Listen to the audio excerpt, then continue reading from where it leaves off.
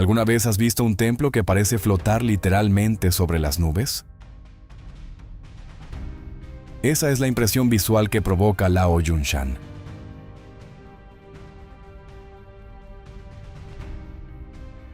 En lo profundo de las montañas Funyu, en Henan, se siente como de otro mundo. Estás a solo minutos de la ciudad, pero en cuanto comienzas a subir, es un reinicio total. El ruido urbano se desvanece, el aire a pino lo invade todo, y de repente, el horizonte simplemente se expande. Desde la dinastía Wei del norte hasta hoy, los santuarios han sido construidos, destruidos y vueltos a levantar. Esto no es solo una vista, es una columna viva y palpitante de fe. Normalmente, el turismo masivo destruye la esencia del lugar. Pero aquí es diferente. Los senderos están diseñados, claro, pero conservan una sensación salvaje, y entonces, las vistas simplemente estallan ante tus ojos. Y la joya de la corona, la cima dorada. A 2200 metros, los techos dorados vidriados brillan sobre la piedra oscura. En invierno, es pura magia. La escarcha convierte las barandillas en una caligrafía blanca que se dibuja contra el cielo.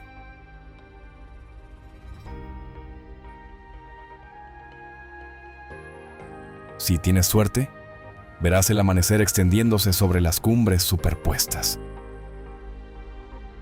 Si llueve, aún mejor. Es cuando llega el mar de nubes y los templos. La geología, la filosofía y la artesanía se alinean aquí con tanta perfección, como que bajan el volumen interno de tu mente.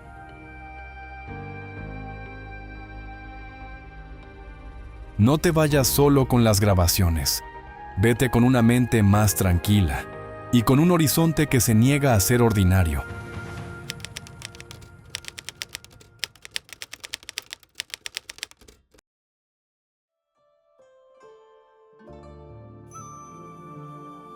La primera vez que miras Jiu Saigao, tu mente simplemente colapsa.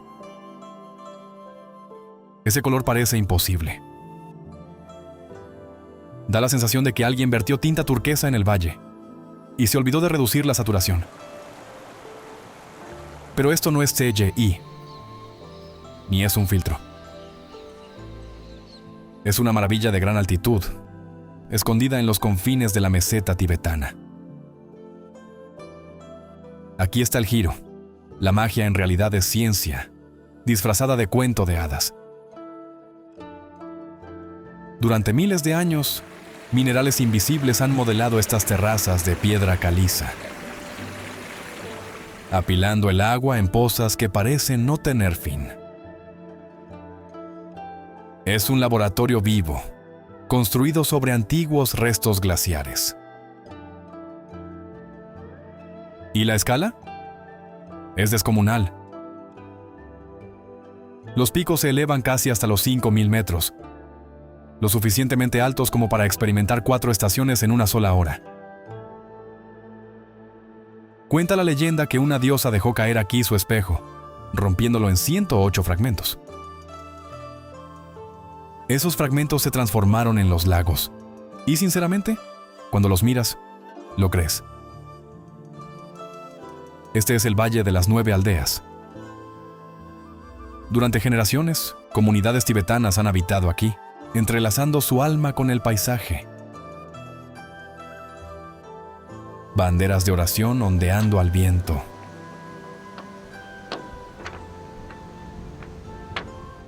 Estupas blancas custodiando el agua. Aquí, la naturaleza no fue moldeada solo por la geología. Fue un regalo divino.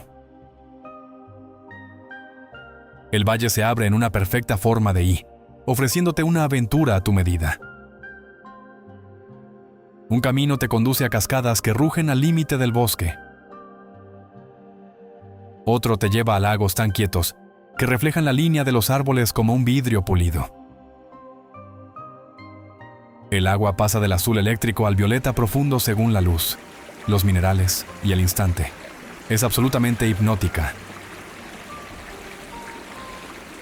El mundo reconoció este lugar esencialmente para decir, protejan esto. Porque un sitio tan famoso por parecer irreal, resulta sorprendentemente frágil.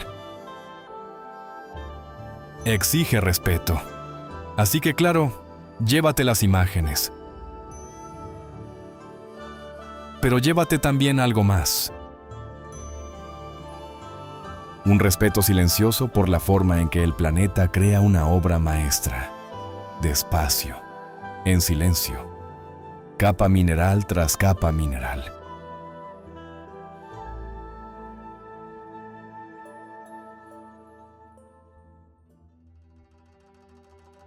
Deja de hacer scroll. Lo has visto, ¿verdad? Esa ciudad en el acantilado, que se volvió viral por parecer el escenario de una película de fantasía japonesa.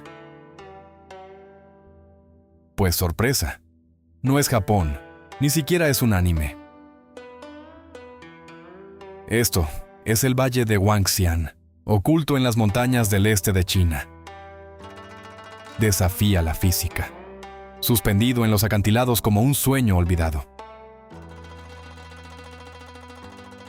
Pero aquí viene lo que realmente te conmueve. Esto no siempre fue un paraíso.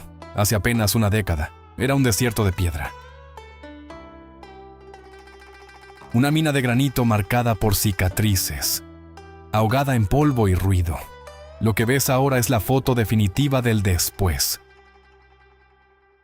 Un enorme proyecto de restauración que tomó esas cicatrices y construyó una obra maestra. Tejas grises, texturas antiguas, edificios aferrados a la roca. No es solo arquitectura, es redención. Durante el día, es un refugio tranquilo entre cañones. Puedes oír los arroyos, oler las artesanías locales, tocar los caminos de piedra. Es terrenal, pero cuando el sol se pone, ahí está el verdadero truco. En el instante en que se encienden las luces, todo cambia. Los acantilados brillan. Los senderos flotan en la oscuridad. Deja de parecer un pueblo y se convierte en el escenario vivo de un drama fantástico. Lo llaman Huangxian, que significa mirar a los inmortales. Y sinceramente, no necesitas una clase de historia para entender por qué. Solo quédate aquí al atardecer. Observa cómo las linternas despiertan una por una, y lo sentirás también.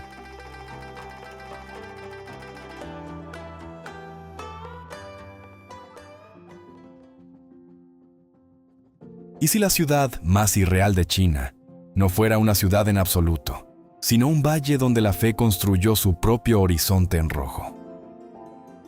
Bienvenido a Sertar, conocido por muchos viajeros como Seda, un rincón elevado.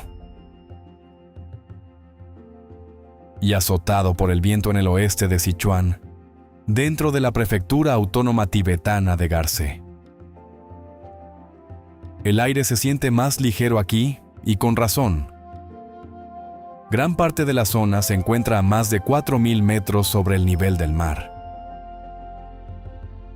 donde la luz del sol golpea con fuerza y las noches caen abruptamente, incluso cuando el día parece amable. No muy lejos del pueblo principal yace el lugar que hizo de Seda un secreto conocido en todo el mundo: la Academia Budista del Arungar. También conocida como la Academia Budista de las 5 Ciencias del Arungar.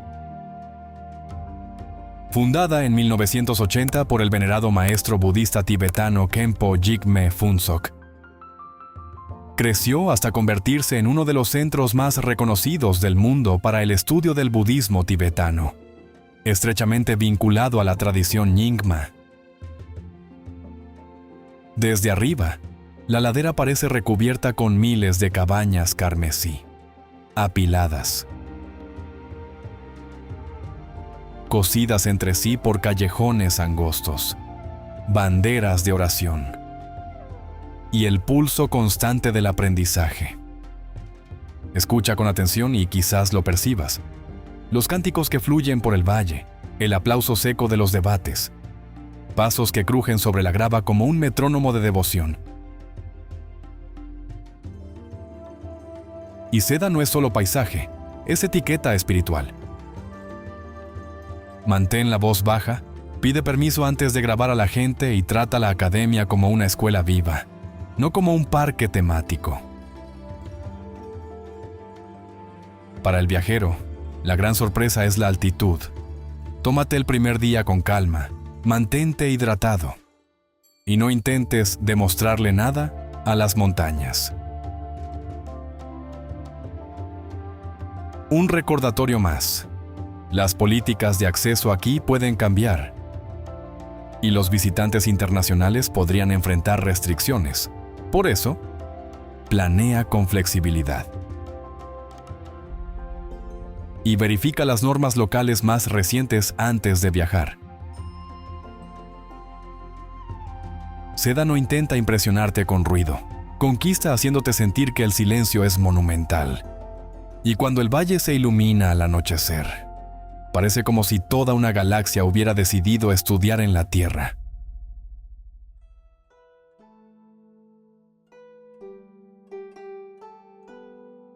La bruma matinal se eleva desde un laberinto de torres de arenisca, y el bosque comienza a respirar en notas largas y pausadas.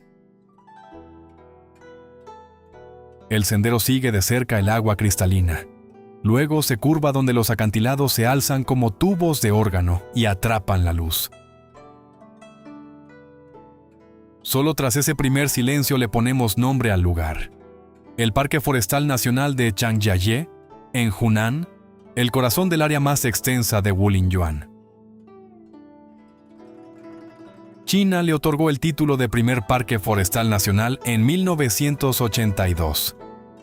La UNESCO añadió el sello de Patrimonio Mundial de Wulingyuan una década después, en 1992. Los pilares son de arenisca cuarcítica, moldeados por la lluvia, las grietas del hielo y la lenta presión de las raíces. Geología que avanza a la velocidad de la paciencia. Miles de estas agujas se alzan aquí.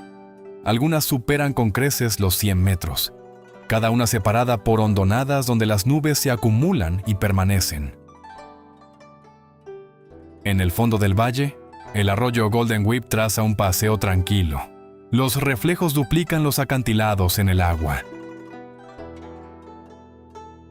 Más arriba, las plataformas de Yuanyashie se abren como balcones. Un pico, llamado antes la columna del cielo del sur, se convirtió en la montaña Aleluya de la leyenda cinematográfica. Junto a ella, el ascensor Bailong escala la pared del acantilado en menos de 2 minutos. 300 metros de ascenso entre paredes de cristal, el cañón abajo, el cielo abierto arriba. El bosque es subtropical. Los helechos, las orquídeas y el musgo denso convierten los escalones de piedra en márgenes de un verde vivo. Los macacos observan desde las barandillas. Los martines pescadores pasan veloces a ras del arroyo. Muévete en silencio, y los animales te concederán miradas más largas. Cada estación redibuja el parque por completo. La bruma de primavera, el verde del verano, el cobre otoñal en las crestas, la escarcha invernal centelleando sobre la piedra fría. Llega temprano, detente a menudo, deja que la piedra hable, y cuando te vayas, los acantilados seguirán hablando en el eco de tu respiración más pausada.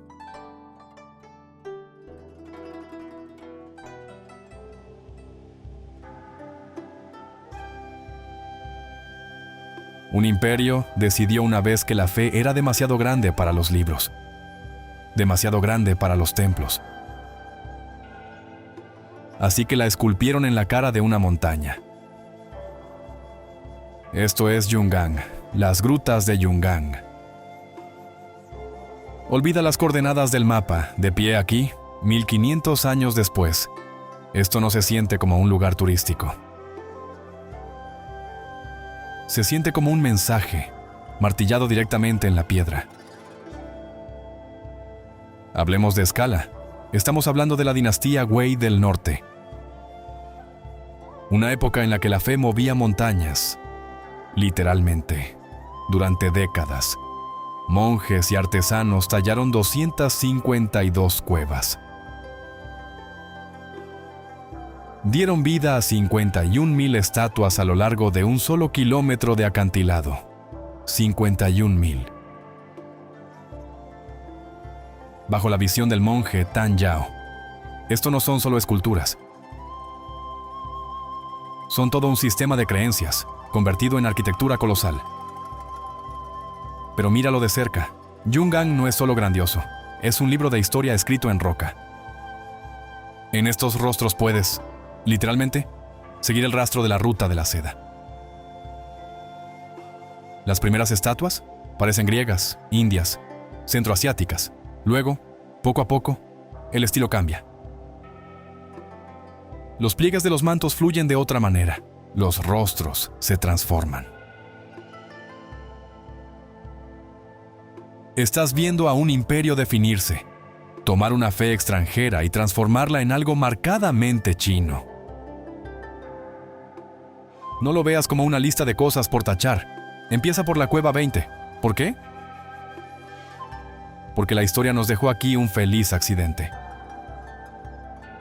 Hace siglos, la fachada de la cueva se derrumbó, dejando al descubierto el enorme Buda de 13 metros, expuesto al cielo abierto.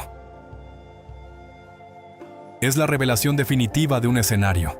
Luego, simplemente baja el ritmo. Recorre el acantilado. Algunas cuevas son solemnes, otras están abarrotadas, como una banda sonora de piedra, con músicos y guardianes gritando en silencio desde los muros. Yungang no intenta impresionarte con una sola imagen. Te hace humilde. De pie aquí, no te das cuenta de que este acantilado lleva hablando de forma ininterrumpida durante 1500 años. Reyes han ascendido y caído. Imperios se han hecho polvo. Pero la piedra permanece, y nosotros acabamos de llegar a media frase.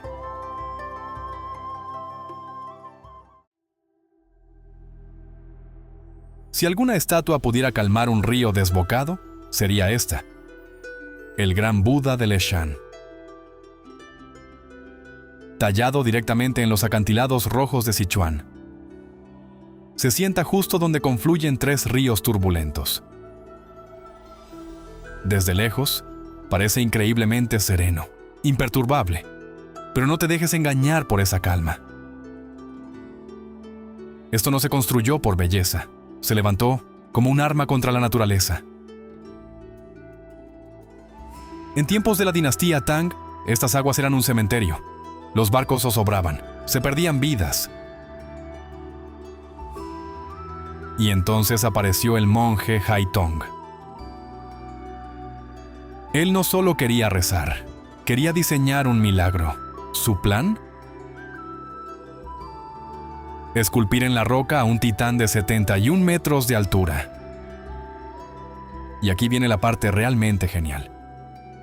A medida que la roca se desprendía, caía al río de abajo, alterando físicamente las corrientes. Tomó 90 años, generaciones de trabajo, pero el resultado es el Buda de piedra más grande de la Tierra. Pero acércate. Los detalles son alucinantes. ¿Ves esas orejas? No son de piedra, son de madera y arcilla injertadas en el acantilado. Y oculta bajo la superficie se esconde una obra maestra de ingeniería. Un sistema de drenaje invisible, canales ocultos en el cabello, el cuello, el pecho, que desvían el agua de lluvia como si fueran venas. Por eso él sigue sentado aquí, mientras la montaña se erosiona a su alrededor. Sea verdad o no, esa es la energía de este lugar. Una fe terca, ciega, inquebrantable. Puedes contemplarlo desde el agua para sentirte diminuto. O recorrer el sendero excavado en la ladera para entender su escala. Pero recuerda, en Leshan, el Buda no es solo una atracción. Es una línea de tiempo.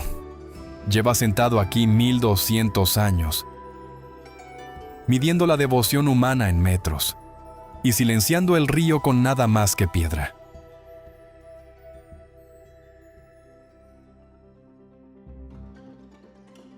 Desde el cielo, parecen naves espaciales alienígenas o antiguos silos de misiles. Pero cuando bajas al nivel del suelo, en Fujian, te das cuenta de que son muros, altos, gruesos, imponentes. Aquí no llegas a una casa, llegas a una fortaleza que decidió tragarse un pueblo entero. Estos son los Tulou de Fujian. Algunos son cuadrados. Otros son círculos perfectos, pero la regla siempre es la misma: darle la espalda al mundo. Aquí, todo mira hacia adentro. No es solo arquitectura, es un abrazo de oso hecho de tierra y madera que mantiene unido a todo un clan frente a lo salvaje. Pero basta cruzar la puerta principal y el guión se invierte. El silencio del muro se sustituye por el ruido de la vida. Niños corriendo, ancianos tomando té, humo de cocina elevándose. Es como un coliseo, pero en lugar de gladiadores, tienes abuelas. Cientos de personas, un solo apellido, viviendo planta sobre planta en un barrio vertical. ¿Por qué construir así? Sencillo, por miedo. El pueblo Hakka era un pueblo migrante. En estas montañas, la seguridad no estaba garantizada. Los bandidos eran reales. Los tigres eran reales. Si querías entrar, tenías que ser invitado.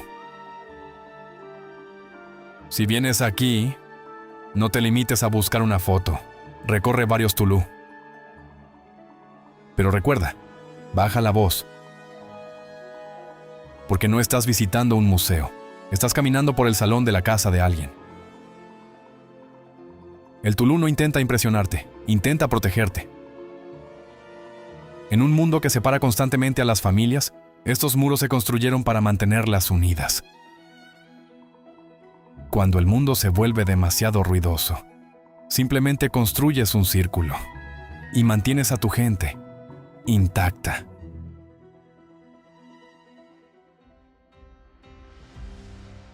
Lo primero que notas no es la vista, es el sonido, un grito grave y hueco, deslizándose entre las rocas, como si el desierto intentara hablar. Luego, el horizonte se afila. De pronto, el Gobi levanta un horizonte de piedra, torres, crestas, flotas de barcos fantasmas, congelados en la arena. Bienvenido al Geoparque de Yardang de Dunhuang, o, como lo llaman los locales, la Ciudad del Diablo. Estás a 180 kilómetros de la civilización, en lo profundo de la frontera donde los viajeros de la ruta de la seda medían su vida en odres de agua y en suerte. Mira el suelo. No es solo roca, es el esqueleto de un mundo antiguo. Durante miles de años, el viento ha sido aquí un escultor despiadado. Arranca la tierra blanda y deja atrás solo los huesos más duros. Es un proceso violento, caótico.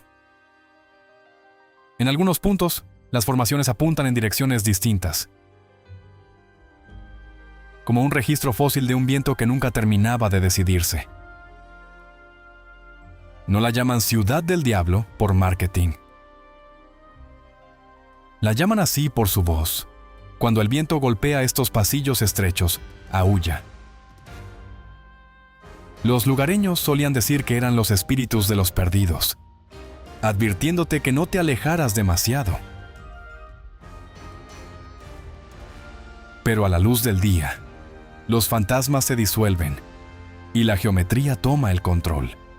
Sombras duras, bordes encendidos, siluetas que cambian y se transforman cada vez que el sol se desplaza un solo grado. Ven al atardecer, es cuando la roca se vuelve de cobre, y los monstruos por fin parecen cobrar vida. Pero trae una chaqueta. Al desierto le encantan los giros inesperados de temperatura. Y al irte, date cuenta de algo. Estas ruinas no fueron construidas por humanos. Fueron talladas por el viento, y lo más inquietante es que el viento aún no ha terminado. La mayoría de las ciudades intentan impresionarte con un skyline. Esta no. Luoyang te entrega una línea de tiempo, y pesa, sigue el río Luo. Y no estarás entrando solo en una ciudad, estarás pisando el cementerio de los imperios. 13 dinastías se alzaron aquí, 13 dinastías cayeron aquí. Esto no es solo un punto en el mapa, es el protagonista de la historia de China. La llaman una de las 4 grandes capitales antiguas. Pero los títulos son baratos. La realidad está en la tierra. Literalmente puedes sentir las capas, palacios en ruinas, trazados urbanos olvidados. Conduce por sus calles y date cuenta de algo. Tus neumáticos modernos están pasando por encima de ambiciones antiguas. El título de capital no solo pasó por aquí, vivió aquí. Luego el ruido se apaga. Entra en el templo del caballo blanco, el primer templo budista de China. Y sentirás como si alguien hubiera bajado el volumen del propio tiempo. Pero el verdadero silencio está en las grutas de Longmen. Un archivo de piedra grabado en los acantilados, 100.000 estatuas, desde la dinastía Wei del norte hasta la dinastía Tang. Esto no es solo arte. Es obsesión, una mezcla de fe y política, congelada en la roca durante 1500 años. Pero Luoyang también tiene un lado desafiante, la peonía. La leyenda cuenta que la emperatriz Wu Zetian, la única mujer emperador en la historia de China, ordenó que todas las flores florecieran en invierno. Todas obedecieron, excepto una. La peonía se negó, furiosa. Las desterró de la capital y las mandó a Luoyang. Creyó que era un castigo. Pero las flores prosperaron. Ahora, cada primavera, florecen como realeza, burlándose de la emperatriz que intentó controlarlas. Así que ven por las grutas, quédate por el silencio. Pero tenlo claro. Luoyang no intenta impresionarte. No lo necesita. Mientras otras ciudades gritan su futuro, Luoyang se sienta en silencio, observa, espera. Porque esta ciudad lo recuerda todo. ¿Y si un palacio no fuera solo un edificio, sino una montaña que decidió convertirse en un dios? Ese es el Potala. Se alza desde la montaña roja, en el corazón de Lhasa. No descansa en el paisaje, lo domina. Y a 3.700 metros sobre el nivel del mar, antes incluso de llegar a sus puertas, la altitud ya te está pidiendo que bajes el ritmo. La historia empieza en el siglo VII. El rey Songtsen Gampo encontró 2 cuevas naturales en la colina roja y las convirtió en un retiro de meditación. Luego llegó un palacio. Luego llegó un imperio. Pero el Potala que ves hoy es la visión del quinto Dalai Lama. Se empezó a construir en 1645, 45 años de trabajo interior, 2 palacios envueltos en uno, el blanco y el rojo. Y la escala es absurda. 13 pisos, más de 1000 habitaciones, 10.000 altares, 200.000 estatuas.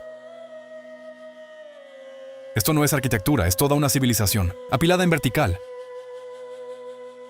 El Palacio Blanco era donde gobernaban los líderes, decisiones terrenales, poder terrenal. Pero cuando subes más arriba, hacia el Palacio Rojo, todo cambia. Ahora avanzas entre capillas, entre estupas doradas, por muros cubiertos con 698 murales y casi 10.000 rollos pintados. La más grandiosa de todas, la estupa dorada del quinto Dalai Lama, 3,7 toneladas de oro puro, incrustada con más de 20.000 piedras preciosas. No solo está ahí, irradia. Aquí viene el detalle que deja a la gente helada. Los muros exteriores no solo se pintaron de blanco, se hicieron blancos, mezclando el mortero con leche, miel y hierbas medicinales. Cada invierno, las paredes se renuevan. Ese ritual nunca se ha detenido. Y cuando te quedas al pie, mirando hacia esas paredes blancas y rojas que se elevan, entiendes por qué los tibetanos creen que este es la residencia terrenal de Avalokiteshvara, el Bodhisattva de la compasión. El palacio fue un gobierno vivo durante más de 300 años. Luego llegó 1959 y el 14º Dalai Lama se marchó. Las puertas quedaron abiertas, pero el espíritu se había ido. Hoy, la insignia de la UNESCO cuelga de sus muros. Los turistas llenan el patio. Pero si caminas en silencio por el Palacio Rojo, el peso de la devoción sigue presionando tu pecho. Porque el Potala no te pide que creas en nada. Simplemente está ahí, 13 pisos, 1300 años. Y deja que sea la montaña la que hable.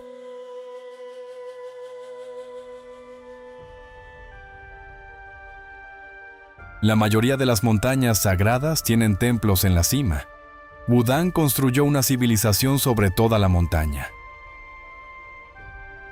Escondidas en lo profundo de las tierras altas de Hubei, las montañas Wudang se alzan no solo como geografía, sino como una declaración.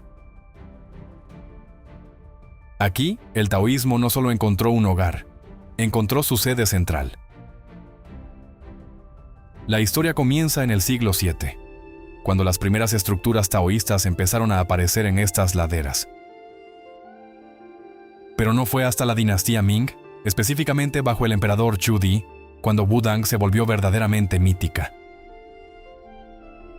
No se limitó a encargar unos cuantos templos, ordenó la construcción de todo un reino sagrado.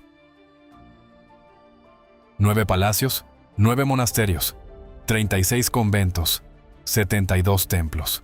Y todo construido para alinear su reinado imperial con el poder del taoísmo. El mensaje era inconfundible. Lo divino respalda a esta dinastía. La arquitectura aquí es teatro de ingeniería. El santuario dorado, fundido en bronce en 1307, fue prefabricado, subido a la montaña pieza por pieza y ensamblado en las nubes. La ciudad prohibida de 1419, con sus muros de piedra cortando la cresta como una corona. El Palacio del Cielo Púrpura, reconstruido y refinado a lo largo de los siglos, sigue en pie en el valle como un argumento silencioso contra el tiempo. Y luego está la otra cosa por la que Wudang es famosa. Las artes marciales, no las películas, no la leyenda. La cosa real.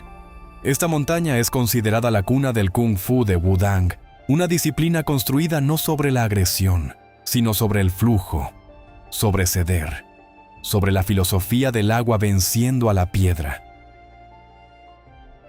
Hoy sobreviven 53 edificios antiguos. a lo largo de una montaña que ha sido un santuario taoísta vivo durante casi 1400 años. ¿Vienes aquí esperando una atracción turística? Te vas a sentir pequeño. ¿Vienes aquí esperando silencio? Encontrarás algo más profundo. Porque Wudang no solo enseña taoísmo en sus templos, lo enseña en cada sendero en zigzag, en cada pico envuelto en niebla, en cada escalón de piedra alisado por 1000 años de devoción. Esta montaña no necesita explicar el camino. Simplemente es el camino.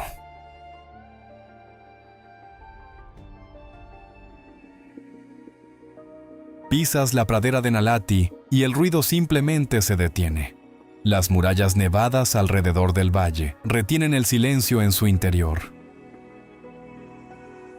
La hierba se extiende verde hasta el horizonte, interrumpida solo por flores silvestres, moradas, amarillas, blancas, esparcidas por las laderas. Arriba, un amplio cielo azul arrastra nubes lentas. Sus sombras cruzan la hierba en largos y tranquilos barridos de luz y sombra. Una brisa fresca atraviesa el lugar. Lleva el olor de la tierra húmeda y de la hierba cortada, limpio, sin esfuerzo. Se oyen cascos desde algún punto de la llanura. Un rebaño pasta a lo lejos, con los lomos atrapando el sol de la tarde. Un arroyo corre junto al sendero. El agua es clara, sin prisa, nos curvándose entre el verde como un hilo suelto. Yurtas blancas aparecen dispersas por la estepa, redondas, quietas, cada una señal de que alguien ha elegido este lugar como hogar. Entonces el sol desciende. Hierba verde, nieve blanca y cielo naranja encendido se aprietan juntos en el horizonte. El violeta se extiende sobre la pradera. El aire se vuelve más agudo. El viento se calma. Aparecen las primeras estrellas. El cielo nocturno aquí no tiene interferencias, negro y denso de estrellas. Se acerca lo bastante como para sentirse sólido. En el silencio, el viento se mueve entre la hierba. Olas verde plateadas avanzan bajo la tenue luz de la luna, una tras otra. Desde algún lugar del valle, suena una flauta. Las notas ascienden, flotan y desaparecen en la oscuridad abierta. La Vía Láctea se arquea directamente sobre tu cabeza, un río entero de luz, sin prisa, cruzando todo el cielo. Un pequeño fuego crepita cerca. Su calor empuja el frío de las tierras altas, mientras la hierba seca susurra suavemente en la oscuridad a su alrededor.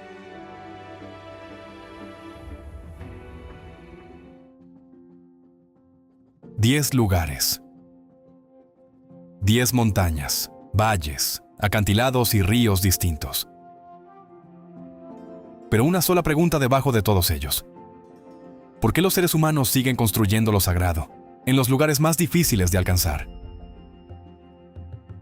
Quizás porque la escalada es el objetivo en sí mismo.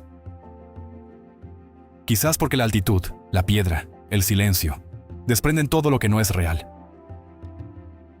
No vas a la Yunshan por una vista. No vas al Potala por el oro. No vas a Wudang por el Kung Fu. Vas porque en algún punto del camino, entre el ruido de la ciudad y la línea de las nubes, algo dentro de ti se recalibra.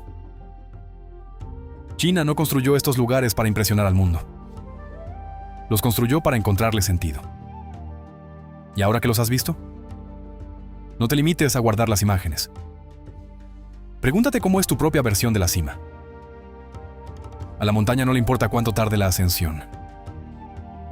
Solo le importa que no te detengas a mitad de camino. Nos vemos en la cima.